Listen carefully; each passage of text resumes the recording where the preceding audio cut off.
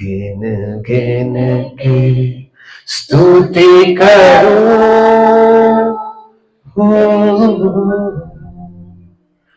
Hallelujah. इससे पहले कि हम वचन में जाएं कलीसिया, मैं चाहता हूं इस समय आप गिन गिन कर याद करें जो परमेश्वर ने आपके जीवन में काम किए हैं। आज एक दिन पुराने काम भी याद करें, 10 साल पुराने काम भी याद करें, आज 20 साल पुराने काम भी याद करें, और उन कामों को याद करते हुए उसको आदर और महिमा देकर क्यों न धन्यवाद के साथ हम उसकी उपस्थिति में, उसके वचन में प्रवेश करेंगे। बहुत ही आदर के साथ सारी महिमा उसको देंगे और मिलकर यीशु के नाम में कहेंगे आमेन, आमेन, हालेलुया। आप सबकी आराधना और इस समय गवाहियों में, प्रार्थनाओं में शामिल होकर मैं बहुत खुश हूं, और खास तौर से धन्यवाद देना चाहता हूं परमेश्वर का और पास्टर सोहनलाल और सिस्टर अमन। सिस्टर अमन कहां पर है? कहीं पर है, यहीं पर है। क्यों ना जोरदार तालियां पास्टर सोहनलाल जी के लिए। जोरदार लिए तालियां। आमीन, आमीन। मैं और मेरे साथ ब्रदर समर्पण, हम अपने चर्च के हर एक लीडर की तरफ से और हमारे पूरे कलीसिया की तरफ से आप लोगों के लिए ढेर सारा प्यार लेकर आए हैं। देख पा रहे हैं प्यार को? बहुत अच्छी खुशबू आ रही है मेरे समर्पण के अंदर से, अभिषेक की। वो जो ऊपर लगा है ना, वो हमारे ऊपर आया और इस समय मुझे बड़ा मजा आ रहा था, लेकिन मैं धन्यवाद दे रहा था। मेरी वाइफ साथ में आई, उसको थोड़ा सा इरिटेशन हो जाता है। परमेश्वर कितने महान है, उनको सब पता है कहाँ किसको बिठाना और कहाँ किस समय लगा होना चाहिए। आमीन। बहुत धन्यवाद आप लोगों की इस नए स्थान के लिए, इस नई जगह के लिए। मैं परमेश्वर की विश्वास योग्यता इस स्थान के ऊपर देख रहा हूं। मुझे याद है जब पास्टर सोहनलाल जी ने अपने घराने में सेवा शुरू करी थी, शायद नीचे चद्दर होती थी और चंद लोग होते थे, कभी बहुत ज्यादा भी होते थे, लेकिन अपने घर में सबको एडजस्ट करते थे। और ये परमेश्वर की विश्वास योग्यता है कि आज हम यहाँ इस हरी छत के नीचे, इन लाइटों के नीचे, इस अच्छे फ्लोर के ऊपर परमेश्वर की आराधना और उसके वचन को, आपकी गवाहियों को सुन पा रहे हैं, बच्चों के वचन को सुन पा रहे हैं। यहाँ पर आज एसी लगा हुआ है, यहाँ पर आज एक बढ़िया एटमॉस्फेयर है, टीवी है, और परमेश्वर ने जो आपको देना है ये उसका टिप ऑफ द आइसबर्ग है। Amen. This is just the tip of the iceberg. परमेश्वर ने, टिप ऑफ द आइसबर्ग क्या होता है? जब आपको टाइटैनिक फिल्म किसने देखी है? बड़ी फिल्में देखते हो आप? मैंने भी देखी है। इसकी एको कम हो सकती है? एको क्या इतनी रहती है? हो जाती है? थोड़ी सी कर देना प्लीज, अगर हो सकती है। मुझे ऐसा लग रहा है वो बहुत हजार लोगों के बीच में बोल रहा हूं, वैसे आप लोग हजारों से कम नहीं हो। ओके, टाइटैनिक फिल्म, टाइटैनिक कैसे टूटी थी? टाइटैनिक था क्या पता है? बहुत दुनिया की, विश्व की सबसे बड़ी शिप बनी थी, पानी का जहाज बना था, और उसमें जाने के लिए बहुत अमीर अमीर लोगों ने बहुत सारे पैसे दिए थे। मैं जाऊंगा, मैं जाऊंगा। उस समय के बड़े सारे बिल गेट्स और जेफ बेजोस घुस गए, और उसके बाद हुआ क्या? जब वो शिप को चलाने वाला उसको चला रहा था, दूर से उसको पत्थर का छोटा सा पीस दिखाई दिया। उसको लगा ये क्या कर लेगा, छोटा सा है, लेकिन उनको नहीं पता था वो बाहर से इतना सा था, लेकिन उसकी जड़ें नीचे बहुत बड़ी थी और विशाल था। जब वो शिप उस छोटे से बर्फ के पत्थर के साथ टकराया, वो छोटा सा पत्थर एक बड़ा पहाड़ बन गया और उस पूरी शिप को ले डूबा। मैं आपको बताना चाहता हूं, अभी तक परमेश्वर ने जो आपके लिए किया, it is just the tip of iceberg. वो एक बड़े पहाड़ का छोटा सा आपको दिखाया है, और अभी परमेश्वर आपके लिए एक बड़े पहाड़ की आशीषें देने जा रहा है। आपकी पूरी कलीसिया के ऊपर, आपके हर एक परिवार के ऊपर, आपके पास्टर के ऊपर, और आपके पास्टर के द्वारा आपके हर एक घराने के ऊपर। ये पूरी कलीसिया चारों ओर बढ़ने जा रहा है यीशु मसीह के नाम में। हालेलुया। और ये परमेश्वर की आशीष है।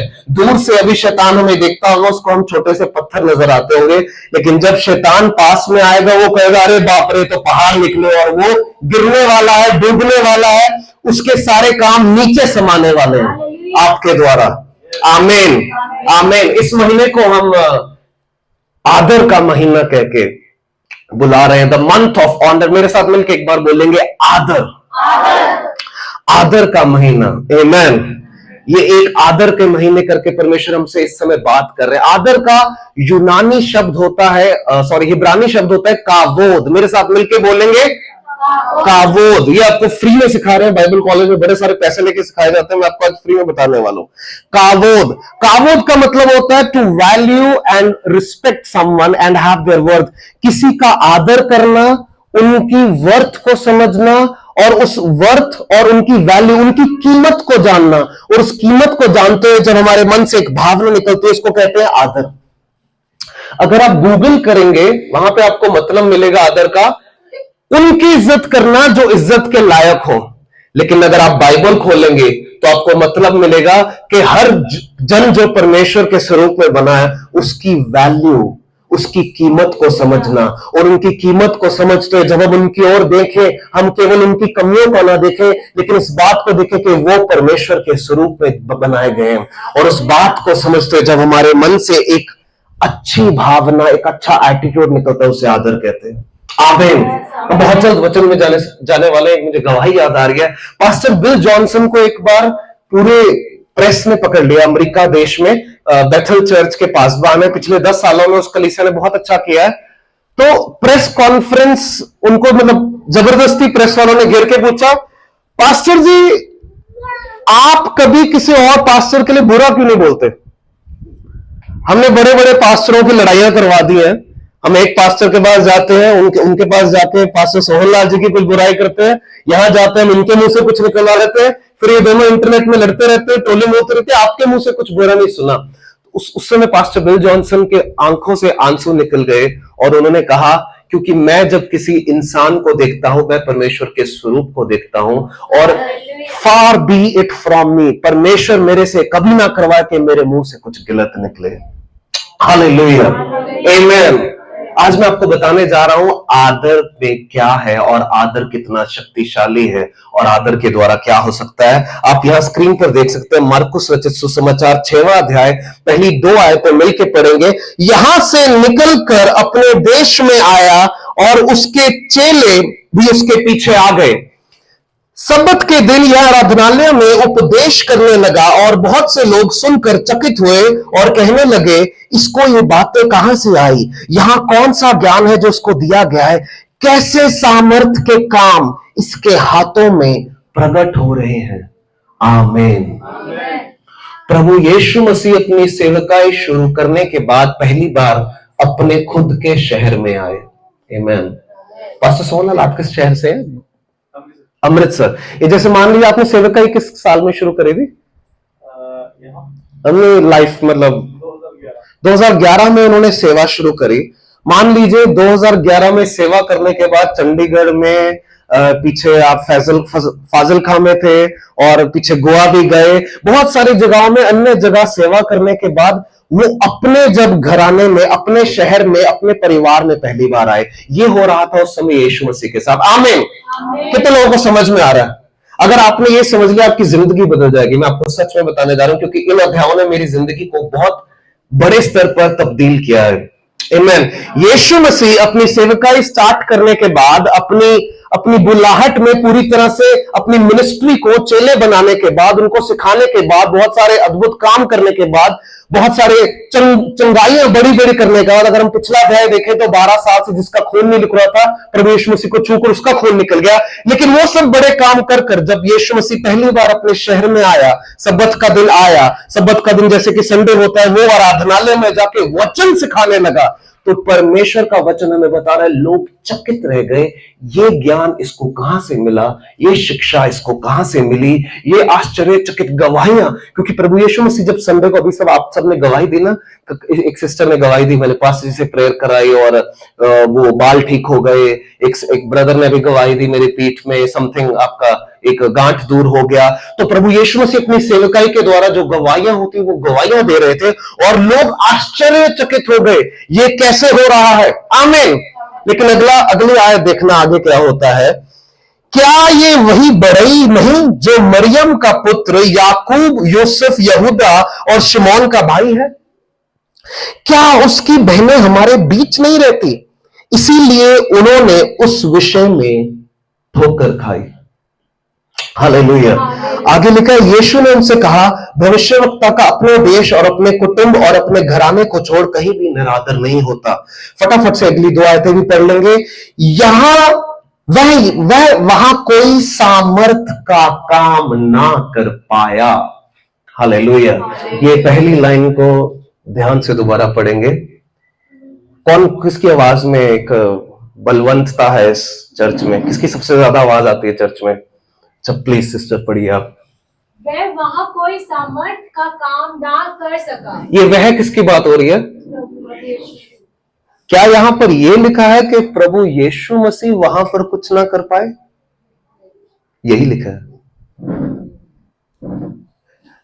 पिछले 10-15 दिन पहले इस वचन पर आकर मैं स्टॉप हो गया, मैं रुक गया कि यीशु मसीह जो मुर्दों को खड़ा कर रहा था, जो लहू 12 साल से नहीं रुक रहा था, वो लहू जिसके द्वारा रुक रहा था, जब वो अपने शहर में आया, अच्छा प्रचार किया, लोगों को पसंद आया, लोग हैरान भी हुए, लेकिन वहां पर कुछ ऐसा हो गया कि यीशु मसीह कोई सामर्थ के काम नहीं कर पाए, केवल थोड़े से बीमारों पर हाथ रखकर उन्हें चंगा किया और उससे उनके अविश्वास पर आश्चर्य हुआ और वह चारों ओर के गांव पर उपदेश करता रहा। मिलके बोलेंगे आमीन।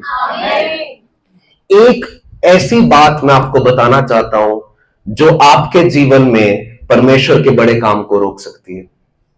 मैं आपको बताना चाहता हूं यीशु मसीह की टीम में कोई कमी नहीं थी, यीशु मसीह के खुद के प्रार्थना जीवन में कोई कमी नहीं थी, यीशु मसीह के कैरेक्टर में तो कोई कमी थी ही नहीं।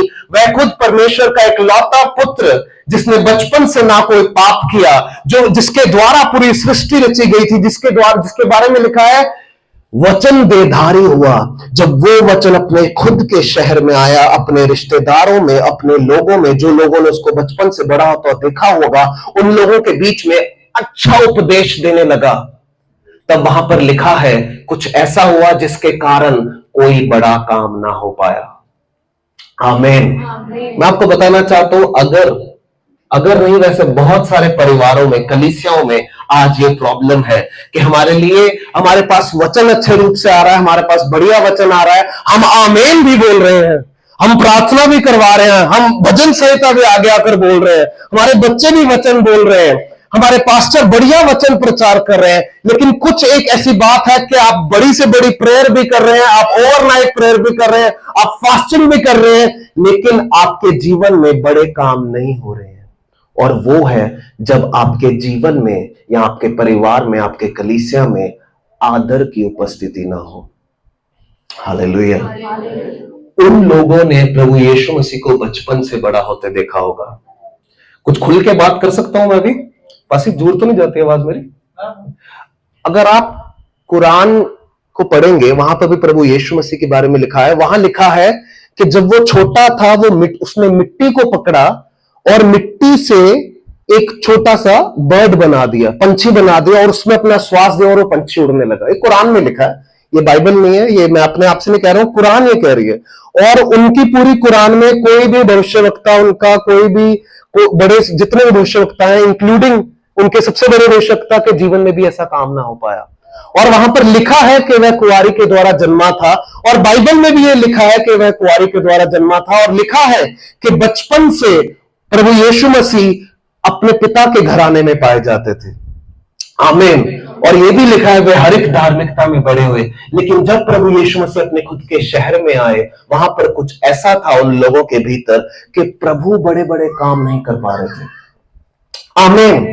मैं आपको बताना चाहता हूं कि हो सकता है आप बचपन से क्रिश्चियन परिवार में पढ़े हो, आपको बाइबल पूरी सी रटी हो, आपके जीवन में आप सबसे बढ़िया चर्च जाते हो, आपके पास्टर सबसे बड़ा प्रचार करते हो, लेकिन अगर आपके जीवन में आदर की कमी है, तो साक्षात प्रभु यीशु मसीह भी अगर मेरी जगह यहां पर अगर खड़े हो जाए, आपके जीवन में बड़ा काम नहीं हो पाएगा। क्योंकि वचन में यह लिखा है, प्रभु यीशु मसीह ने वहां पर कहा कि क्या ये वही बड़े ही नहीं कारपेंटर, ये तो वो मरियम दा मुंडा, सिमोन दा भरा, ये बताएगा हमें। वहां पर उन्होंने क्या करा?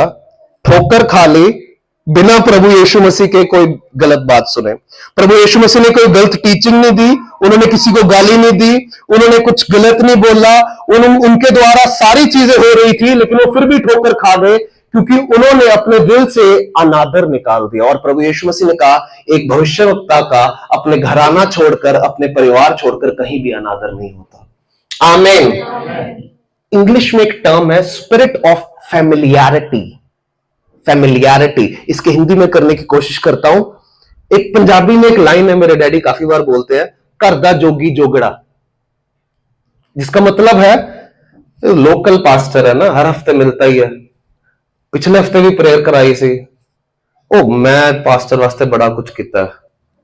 ओ मैं 10 साल तो जानता इस पास्टर को। फैमिलियरिटी, जब कोई हमारे साथ हमारे लेवल पर आकर रहने लग जाए और हम उसका आदर करना बंद कर दें, तो वहां पर परमेश्वर का काम रुक जाता है। आमीन। 10 आज्ञाओं में एक सबसे बड़ी आज्ञा, अपने माता पिता का आदर करो ताकि पृथ्वी पर तुम्हारे दिन लंबे हो। इब्रानी में शब्द है, पृथ्वी पर तुम्हारे दिन फलवंत हो। आमीन, आमीन। एक लौटा 10 आज्ञाओं में एक ही आज्ञा है जिसमें कहा है कि ये करोगे तो पृथ्वी पर दिन अच्छे जाएंगे। किसका आदर करना है? माता पिता का आदर करना है। अगर करोगे तो पृथ्वी पर दिन अच्छे जाएंगे। बल्कि अगर आप 10 की 10 आज्ञाएं पढ़े, या तो वो परमेश्वर का आदर करने के बारे में, या फिर वो इंसान का आदर करने के बारे में। किसी और की पत्नी के बारे में बुरा ना सोचना, किसी को नाश ना करना, परमेश्वर को सबसे ज्यादा प्यार करो, उसकी कोई मूर्ति ना बनाओ, किसी की कोई मूर्ति ना बनाओ। हमारा आत्मिक जीवन आदर के साथ ही चलता है। आमीन। और अगर आपके जीवन में आदर नहीं, मैं आपको बता रहा हूं, आप इस चर्च तो क्या, आप बेनिहिन की मीटिंग में चले जाओ, अगर यहां पर आपकी प्रार्थना नहीं सुनी जा रही, वहां पर भी नहीं सुनी जाएगी, अगर आपके जीवन में आदर नहीं है। आमीन, आमीन। मेरा आज का विषय आपके बीच में, द अनॉइंटिंग ऑफ ऑनर, आदर का अभिषेक। हालेलुया। पीछे कुछ दिन पहले हमने दो पास्टर्स को ऑर्डेन करके उनके ऊपर तेल से अभिषेक दिया। लेकिन मैं आपको बताना चाहता हूं, उससे भी भारी अभिषेक है अगर इस कलीसिया में आदर की बुनियाद बन जाए। क्योंकि अगर इस कलीसिया में आदर की बुनियाद बन जाएगी, यहां पर कैंसर ठीक होने वाले हैं, यहां पर एड्स भी ठीक हो जाएगा, यहां पर कोरोना तो भाग ही गया है, डेंगू तक ठीक होने लग जाएगा। अगर इस कलीसिया में बुनियाद बन जाए एक आदर की, तो मैं आपको बताना चाहता हूं, अगर मुर्दे की लाश भी यहां पर आएगी, लेकिन अगर आपके कलीसिया में, आपके लीडर्स में, आपके लोगों में आदर की बुनियाद है, तो वो मुर्दा भी यहां से खड़ा होकर जाएगा यीशु मसीह के नाम में। ये है आदर का सामर्थ्य। हालेलुया। 2018 में जब मैं एज ए पास्टर ऑर्डेन हुआ, तो उससे पहले मैं ब्रदर जसकरन था, कलीसिया में एक सॉर्ट ऑफ यूथ लीडर था। लेकिन जब पासवान की सेवा में आया, तो एक मेरे मित्र ने मुझे कहा, जैसे समर्पण मान लीजिए मेरा खास मित्र है, उसने मुझे कहा, मैं ना तेरे को कभी पास्टर नहीं बुला पाऊंगा। मैं कहा ठीक है, तेरी मर्जी हो, मैं की कहूँ, बोल ये ठीक है, आपकी मर्जी। मैं तेरे ना पास्टर, मेरे से ना निकल नहीं रहा अंदर से। मैंने कहा, मैं नया नया पासवान था, मैंने कुछ नहीं बोला। लेकिन मैंने ये देखा कि उनके जीवन में वो आदर ना निकलने की वजह से बहुत गलत चीजें हुई। क्योंकि प्रॉब्लम मैं नहीं था, वो किसी पास्टर का आदर नहीं कर पाते थे, और मेरा तो खासकर नहीं।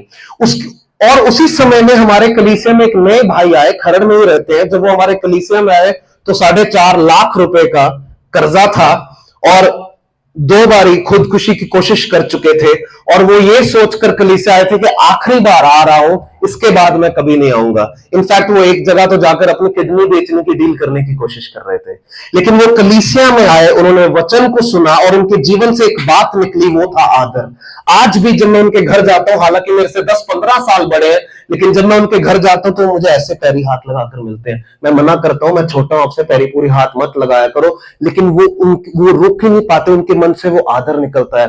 और अभी उनको तकरीबन 3 साल भी नहीं हुए हमारे कलीसिया में रेगुलर आए। आज पूरे कलीसिया में उनकी सेविंग सबसे ज्यादा है फाइनेंशियली, क्योंकि उनके जीवन में आदर की सेविंग सबसे ज्यादा है। मैं आपको बताना चाहता हूं, अगर आप अपने जीवन में कर्जा मुक्ति देखना चाहते हो, अगर आप अपने जीवन में चंगाई देखना चाहते हो, अगर आप अपने जीवन में देखना चाहते हो आपका परिवार दोबारा जुड़ जाए, सबसे पहले आदर को अपने स्थान पर ले आओ।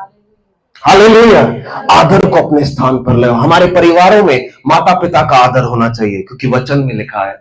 हमारे परिवारों में सेवकों का आदर होना चाहिए, क्योंकि वचन में लिखा है, जिनका काम शिक्षा देना और वचन का प्रचार करना है, वह दुगने आदर के योग्य हैं।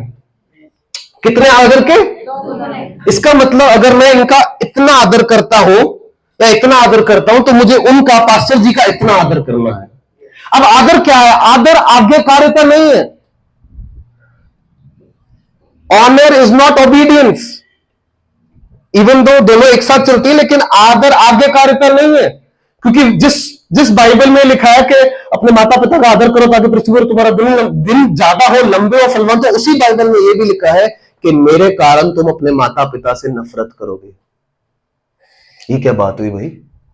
एक तरफ कह रहे आदर करो ना, क्योंकि इस बात को समझना, जब मैं विश्वास में नया आया 2012 में, उस समय मेरे पिताजी ने आकाश और पृथ्वी एक कर दी मुझे वापस लाने के लिए, मेरा सिर मूर्तियों के आगे झुकाने के लिए, मुझे बाबाओं के पास ले जाने के लिए, और उस समय मेरे अंदर नफरत निकलती थी।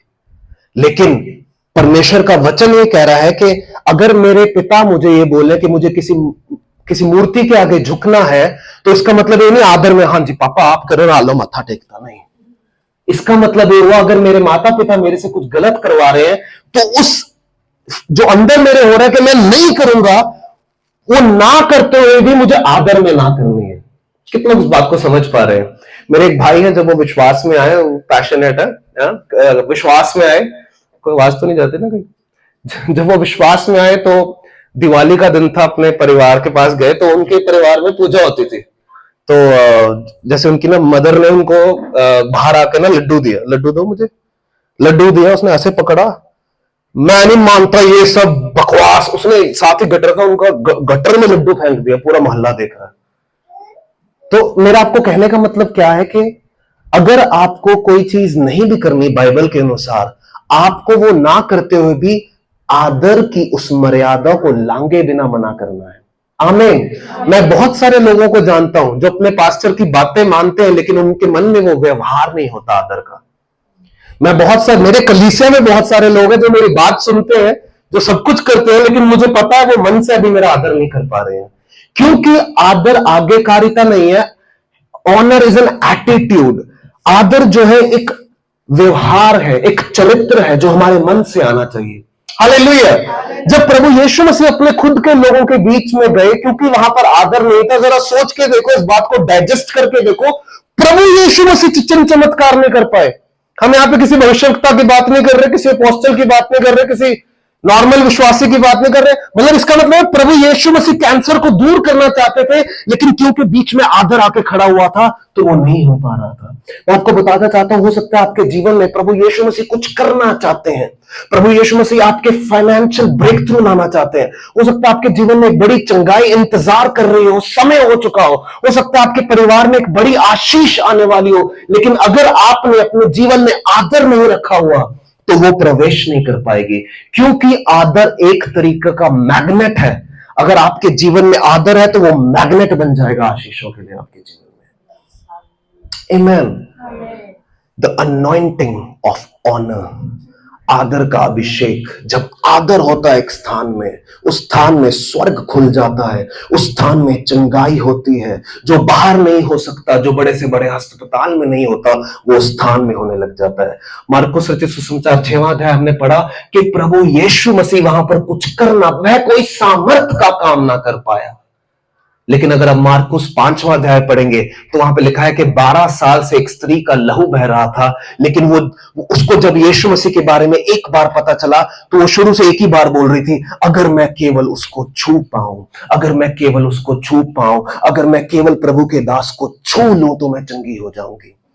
हालेलुया। और वचन में लिखा है, जब प्रभु यीशु मसीह चल रहे थे, बहुत सारी भीड़ आई, उस स्त्री ने प्रभु यीशु मसीह को छू लिया, और परमेश्वर ने कहा, किसने मुझे छुआ, किसने हाथ लगाया मुझे? क्योंकि वहां पर लिखा है कि प्रभु यीशु मसीह ने महसूस किया कि एक सामर्थ उसके बीच में से निकलकर उस स्त्री में गया, और 12 सालों से जिसका लहू नहीं रुका था, जो हर सुबह उठती होगी तो लहू उसके बीच में से बह रहा होगा, जो 12 सालों से नहीं हो पाया था, वो उस दिन हो गया, क्योंकि उस स्त्री के जीवन में क्या था? आदर। अगर मैं उसको छू ही लूं, तो मैं चंगी हो जाऊंगी। जब आप कलीसिया आए, तो मंडे टू सैटरडे बोलते हैं, अगर मैं कलीसिया एक बार पहुंच जाऊं, तो मेरी चंगाई होने वाली है। अगर मैं एक बार वहां पास्टर प्रेयर कर दे, तो मेरी चंगाई होने वाली है। अगर मैं वचन सुन लूंगी, तो मेरे जीवन में होने वाला है। अगर आपके जीवन में ऐसा रवैया होगा, मैं आपको बताना चाहता हूं, जो 12 सालों से नहीं हुआ, वो 2023 में, 2024 आने से पहले हो जाएगा यीशु के नाम। हालेलुया।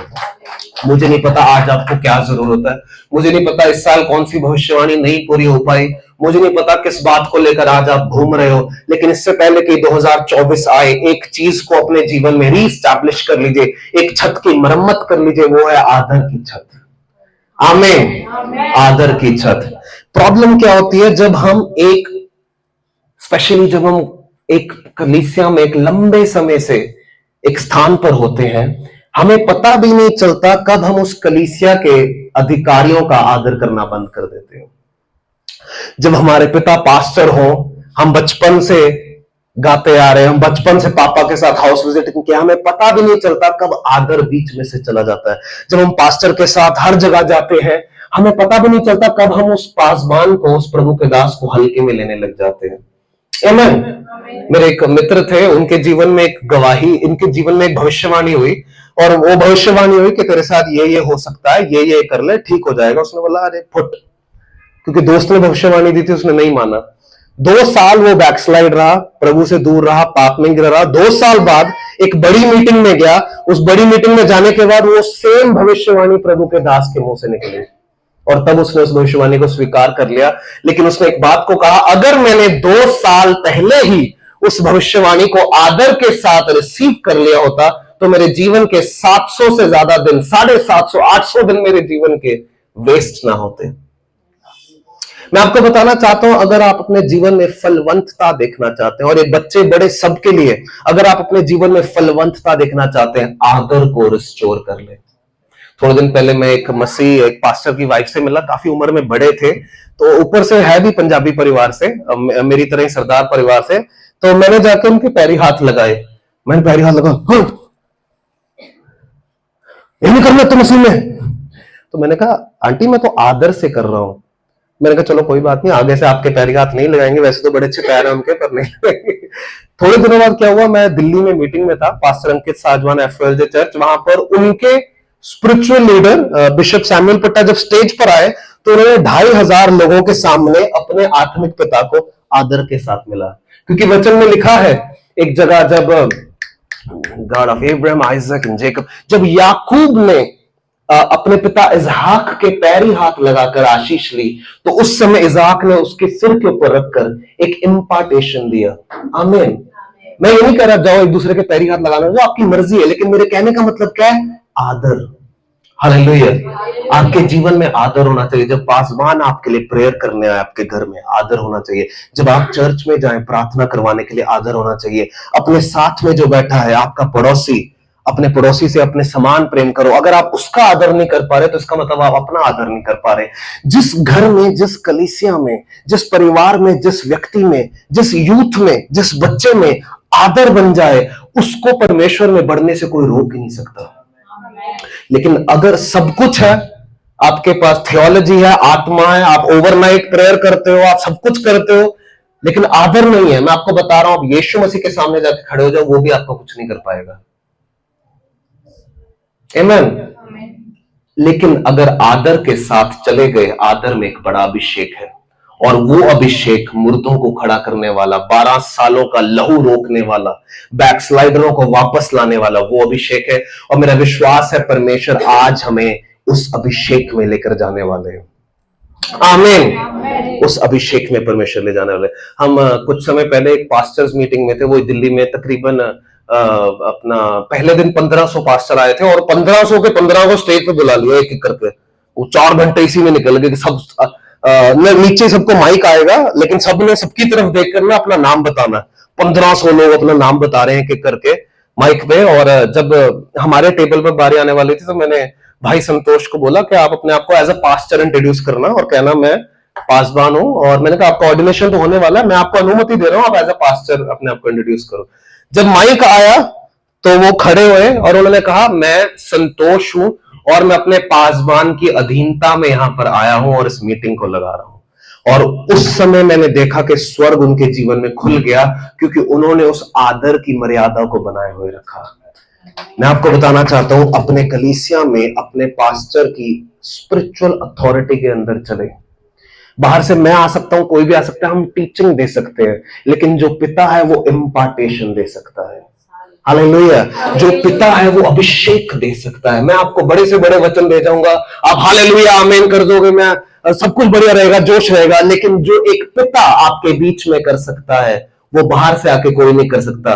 और आपका आत्मिक पिता कोई टीवी पर तैयार होकर आया हुआ व्यक्ति नहीं है, मेरे जैसा या किसी और के जैसा। आपका आत्मिक पिता इस व्हाइट शर्ट में आपकी कलीसिया में बीच में बैठा है, और इनकी स्पिरिचुअल लीडरशिप के जब आप अंदर आ गए तो आपके जीवन में प्रभु यीशु मसीह के बड़े काम होने से कोई नहीं रोक सकता। आमीन। मेरी इच्छा है कि अगर एक जन भी आज अपने जीवन में इस बात को बदल लेगा तो मैं सच बता रहा हूं, आज की मीटिंग का मकसद पूरा हो जाएगा। आगे बढ़ने से पहले माता पिता का आदर करना। कितने कितने कितने लोग मम्मी पापा के साथ चर्च आते हैं? आप अपने हाथ दिखाओ। ऑस्टिन मैं तो कल्ला ही आना, मैं भी पास। कितने लोग मम्मी पापा के साथ आते हैं, या आज नहीं आए लेकिन वैसे मम्मी पापा आते हैं? हाँ, आमीन। और कितने लोग अपने बच्चों के साथ आते हैं चर्च में? आमीन। मैं आपको बताना चाहता हूं, अभी हम जिस कल्चर में जी रहे हैं, एक ऐसा कल्चर है जिसमें रिबेलियन को ज्यादा अच्छा दिखाया जाता है, जिसमें मैं है। जिस समय में जो एक नई पीढ़ी खड़ी हो रही है वो मैं वाली पीढ़ी है। जो चीजें हमने सोची भी नहीं थी वो पीढ़ी वो चलाती आ रही है। लेकिन हर एक घराने में, चाहे हमारे माता पिता पढ़े लिखे ना हो, चाहे वो स्कूल में ना गए हो, लेकिन उनके बलिदान की वजह से हम स्कूल में जा पा रहे हो, हमारे परिवारों में आदर होना चाहिए। जब कोई मसीह परिवार दिखे तो उसको आदर दिखना चाहिए। मैंने एक बात देखी है, ज्यादातर क्रिश्चियन फैमिलीज में माता पिता का उतना आदर नहीं होता, माता पिता का उतना डर नहीं होता, माता पिता का उतना अनुशासन नहीं होता। वचन में लिखा है, अगर आप अपने बच्चों से प्रेम करते हो तो उन्हें अनुशासन में लिखोगे। अगर जो पिता अपने बच्चे से प्रेम रखता है वो डंडे से उसको लगाता है। मैं ये नहीं कह रहा चर्च से निकलते सारे डंडो डंडी हो जाना, नीचे जाते। पर मेरे कहने का मतलब क्या है, हमारे परिवारों में अगर आदर होगा तो प्रभु यीशु मसीह के लिए काम करना आसान हो जाएगा। आमीन। जहां आदर होता है प्रभु यीशु मसीह अच्छे से फ्लो कर पाते हैं। आमीन। मैं धन्यवाद देता हूं पास्टर का ऑस्टिन के लिए, कि किस तरीके से एक सबमिशन में उसका एक बर्ताव नजर आता है। मैं परमेश्वर का धन्यवाद देता हूं, और मेरी इच्छा है कि हर एक परिवार में परमेश्वर ऐसे लोगों को, ऐसे बच्चों को खड़ा कर सके। आमीन। क्योंकि जिस परिवार में माता पिता का आदर होगा वो परिवार 100 साल से भी ज्यादा जी सकता है। आपको पता है, मैंने पीछे एक रिसर्च पढ़ी, ऐसे ऐसे लोग हैं इंडिया में जो 140-146 साल जिए हैं, लेकिन उनके शहरों में ना तो अच्छी मेडिकल थी, ना तो अच्छे अस्पताल थे, ना तो कुछ था। और जब मैं वो पढ़ रहा था, मुझे पवित्र आत्मा ने कहा ये लोग लंबा इसीलिए जिए क्योंकि इन्होंने अपने माता पिता का आदर किया। हालेलुया। मैं आपसे कहना चाहता हूं, अगर आप लंबा और स्वस्थ जीवन जीना चाहते हैं, मुझे नहीं पता आपकी मेडिकल इंश्योरेंस है कि नहीं, लेकिन स्वर्ग की मेडिकल इंश्योरेंस है माता पिता का आदर करना। हालेलुया। कितने लोग मुझे प्रॉमिस करते हैं कि यहां से जाने के बाद अपने माता पिता का आदर करेंगे? आमीन। आमीन। मैं भी कठिन पिता के द्वारा बड़ा हुआ हूं। मेरे पिता बहुत कठिन थे, विश्वास में आने के बाद तो कठिनों के कठिन हो गए थे, पहले से भी कठिन थे। मायने नहीं रखता अगर हमारे माता पिता पढ़े लिखे नहीं है, अगर वो सही नहीं है, अगर वो पाप में डूबे हैं, अगर वो जो मर्जी कर रहे हैं, लेकिन हमें लाइसेंस नहीं मिल जाता कि हम उनका आदर ना करें। आमीन। कई बार लोग आते हैं, पास्टर नहीं, मेरा डैडी तो काम ही नहीं करता, मेरी तो मम्मी सारा काम करती है। आप आदर करो। आमीन। नहीं, मेरे पिता तो नशे करते हैं, आप आदर करो और प्रार्थना करके प्रभु को उनका काम करने दो। हालेलुया। मैं सच बता रहा हूं, 2012 से लेकर 2019 तक ऐसा कोई हफ्ता नहीं था। मेरी सुबह पता कैसे होती थी, मैं सो रहा हूं और मेरे पापा क्या करते थे, सुबह सुबह ना उनका कुछ अलग ही नया तरीका था, वो सारे घर पे अमृत छिड़कते थे, पूरे पूरे घर पे अमृत छिड़कते थे। और मैं सो रहा हूं तो वो सुबह 4:30 बजे आके मेरे ऊपर, ये ऐसा हो गया कि समर्पण थोड़ा एग्जांपल कर सकता हूं, मतलब आप सो के दिखाओ जरा। समर्पण मैं हर 4:30 बजे का काम है ये। थैंक यू समर्पण के लिए जोरदार तालियां। अभी मैंने कम पानी डाला, मेरे डैडी पूरा वो होंगे ना वो धार्मिक पूरा, और वो इसलिए करते थे कि वापस आ जाए, लेकिन 2019 में आके परमेश्वर ने उनको साथ में लगा लिया। हालेलुया। लेकिन उन 7 सालों में मेरे आत्मिक अगुए ने मुझे एक ही बात सिखाई, तूने आदर करना है। भले वो जो मर्जी करे, तुझे डंडों से मारे, तुझे घर से निकाले, तेरा जीना आराम करे, तूने आदर करना है। हर सुबह उठकर अपने मम्मी पापा के लिए प्रेयर करनी है। मैं जब सुबह अपने पिता के लिए प्रार्थना करता था, मेरे मन में विश्वास नहीं होता था, मेरे मन में होता था ये कभी नहीं अपना पाएगा, ये बंदा बहुत कट्टर है, ये तो 3-4 को लेके ना वापस चले जाए। वो हर संडे चर्च आते थे और लोगों को कहते थे क्यों आए हो, चलिए वापस। सच बता रहा हूं मैं। और मैं सोचता था उनकी एंट्री चर्च में बैन करवा दो। तो मेरे आत्मिक पिता मुझे कहते थे नहीं, तू रोज सुबह उठेगा और तू अपने मुंह से अंगीकार करेगा कि तेरे पिता जो है उनको परमेश्वर का प्यार मिलेगा।